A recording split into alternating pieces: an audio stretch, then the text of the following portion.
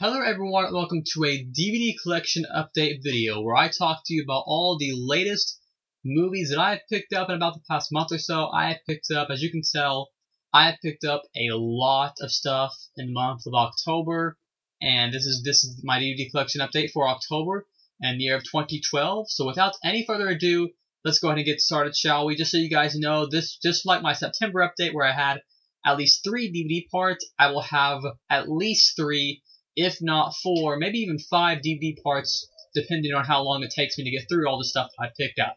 So first, let's start off with the DVDs that I picked up for the month of October in the year of 2012 for my DVD collection updates. These are no particular order, just so you guys know. First up is Astro Boy.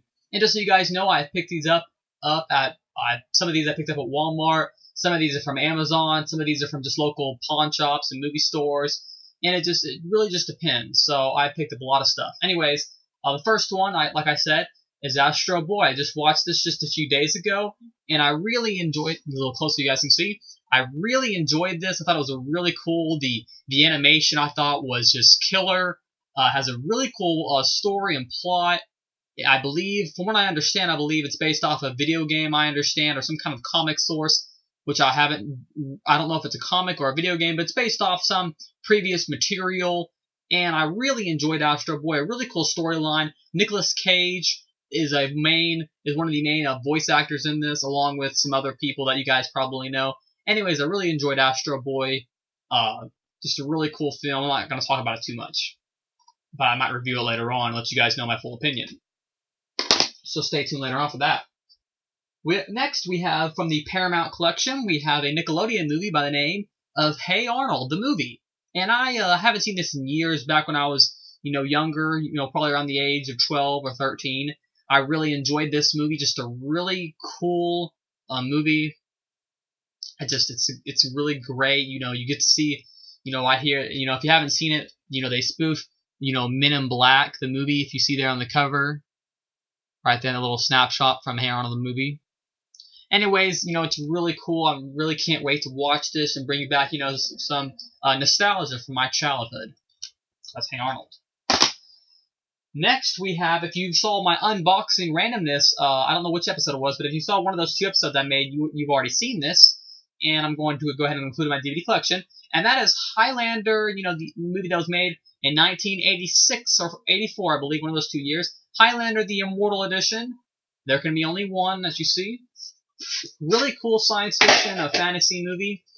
Just a great movie starring Christopher Lambert, Sean Connery, and then Clancy Brown is also in this. Just a really cool movie. Really enjoyed this when I watched it. If you guys haven't, this is the 2-disc edition of Highlander. Just a really cool movie. And then it has this cool metal tin. And if you guys are wanting to pick this up, you can, because I literally only got it for $0.01 on Amazon. So it's dirt cheap. I didn't spend too much on this movie at all.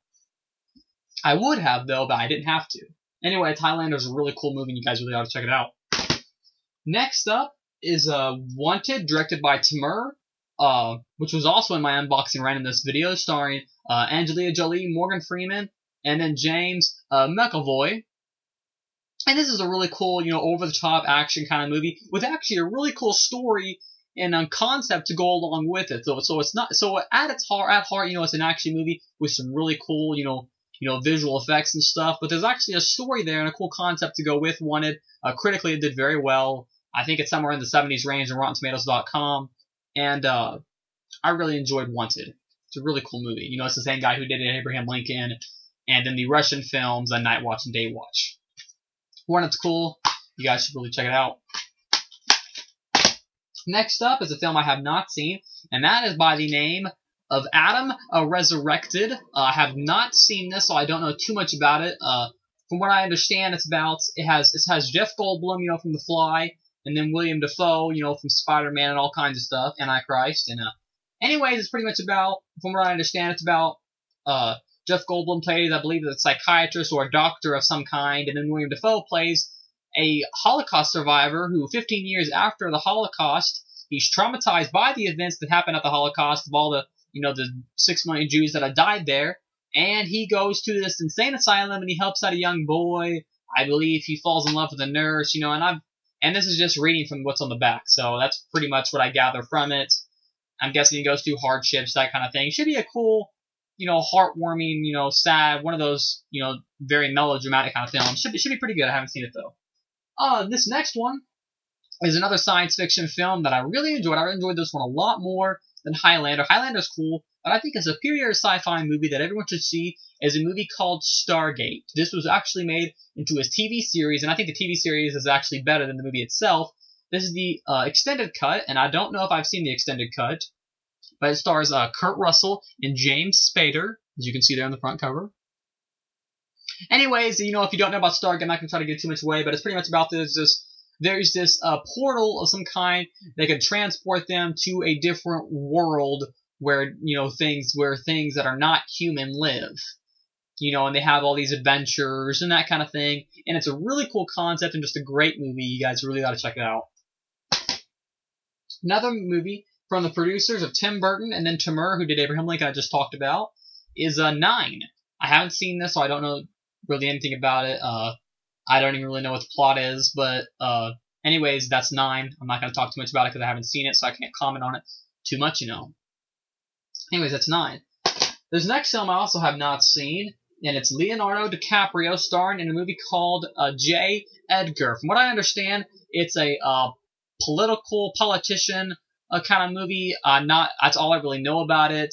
I don't know too much about it, but that's just about all I know, so I'm not going to say too much. Playboy says thoroughly gripping and powerful. You know, not like it means anything. Anyways, it's about 137 minutes long, so I don't know when I'm going to watch it soon, because it is quite long, you know, over 2 hours. But, you know, what movie is it nowadays? Battleship, Avengers. Seems like all those blockbuster movies seem to be over 2 hours now. But not a big deal. Anyways, next is an IFC film that I also have not seen, and that is called The Killer Inside Me, starring Casey Affleck, Jessica Alba, and Kate Hudson.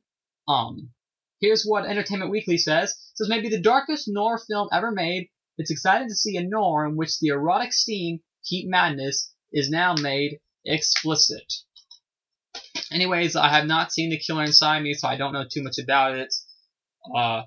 Affleck gives a mesmeric and impulsively powerful performance. It's a scorcher, is what Rolling Stone says. A fully thrilling, part-in-your-face exploitation flick, part visually stunning, and coolly seductive noir, is what LA Weekly says. I believe it's directed by a man named Michael Winterbottom. I haven't seen it, so I can't comment too much. I mainly bought it because it's an IFC film, and I love IFC films, as you can see. I always think they distribute really good stuff. I just recently watched this next one, and that is by the name of The Crazies. And this is a remake, I believe, of a 1974 film. This is a really cool film. I really enjoyed it. I forget who it's directed by, but George A. Romero, you know, who did, you know, all the, you know, Dawn of the Dead and all those dead films, zombie films.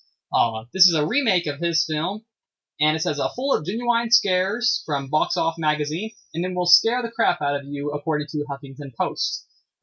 This is a really cool one. I really enjoyed it. It had some very creepy and eerie vibes to it. If you're going to remake a movie, The Crazies is definitely how you do it. I haven't seen the original, so I can't, you know, compare and contrast. But I really enjoyed the remake. The ending is spectacular. I love the ending. And it's gory, it's fun, it's inventive. Just Crazies is a great remake. Next up is Liam Neeson, Christina Ricci, and Justin Long starring in the movie called Afterlife. I haven't seen this, so I'm not going to say too much. From what I understand, I believe it's about Christina Ricci. She wakes up and she doesn't know if she's dead or if she's alive. She doesn't know if I think he looks kind of devious there on the cover, so I'm guessing Liam Neeson has something to do with it. So you don't know if he plays a good guy or a bad guy. So I think it goes down that kind of route. I haven't seen it, so I don't know too much about Afterlife.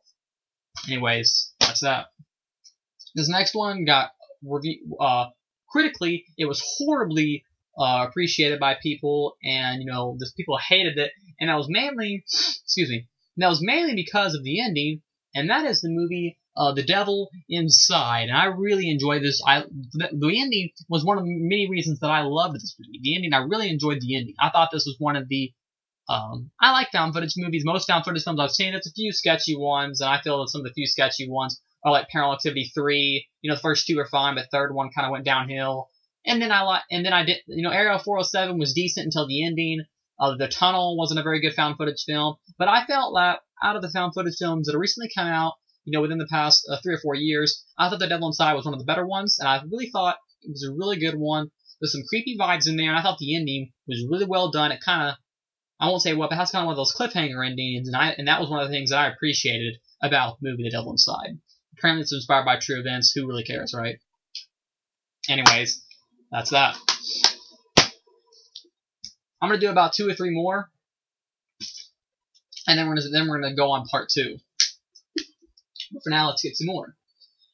I also picked up, I already own Buffy Vampire Slayer 1 and 2, and now I own, this is Buffy the Vampire Slayer Season 3. Like I said, I already have Season 1 and 2, all 22 episodes. This is the re-release edition of it that was released back in 2008. You know, not the real thick box set, but this is a 6 disc, as you can see. It's really compacted the disc in here. Anyways, Buffy Season 3. Haven't watched it. Right now, currently, I'm on Buffy Season 2. Episode 2 is where I'm at currently in the Buffy series.